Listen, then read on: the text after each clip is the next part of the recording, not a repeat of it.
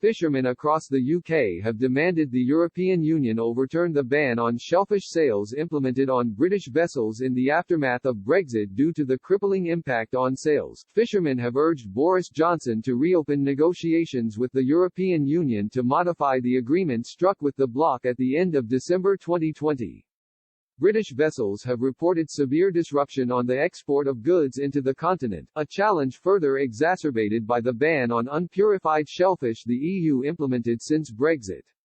Oyster fisherman Tim Hurd told Sky News, "If I had never put money in the bank and if my wife wasn't working, I think we'd be out of our house. People have turned to drink because of the strength of this.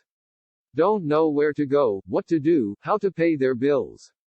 Fellow fisherman Jonathan Bailey said that unless the European Union overturns the ban, the British industry will need to turn to seek alternative markets to make a profit.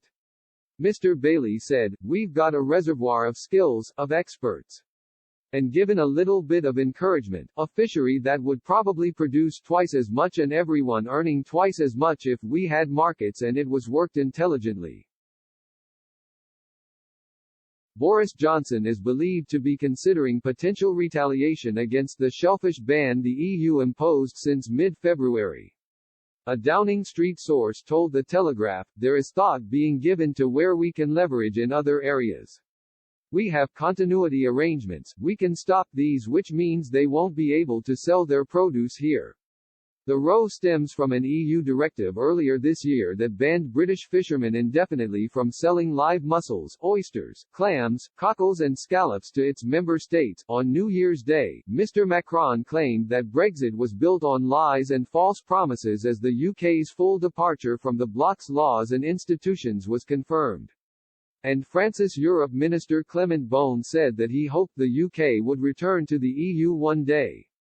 Mr. Beaune told Politico, "I don't forget that there are veterans and youths who were hoping for a future within the EU and hope to rebuild it another way or return one day. I hope the UK will return to the EU one day, to be honest." French President Emmanuel Macron tried to ease tensions following the UK's trade deal agreement in December, describing Britain as a friend and anally to France.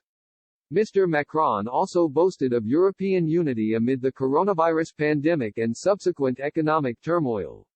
He added, "Our destiny is first and foremost in Europe. We were able to convince Germany, and then the other members of the EU, to devise a single, massive recovery plan and to decide on a common, solidarity-based common debt program to better prepare for our future, engaging in a digital and green transition and creating as many jobs as possible."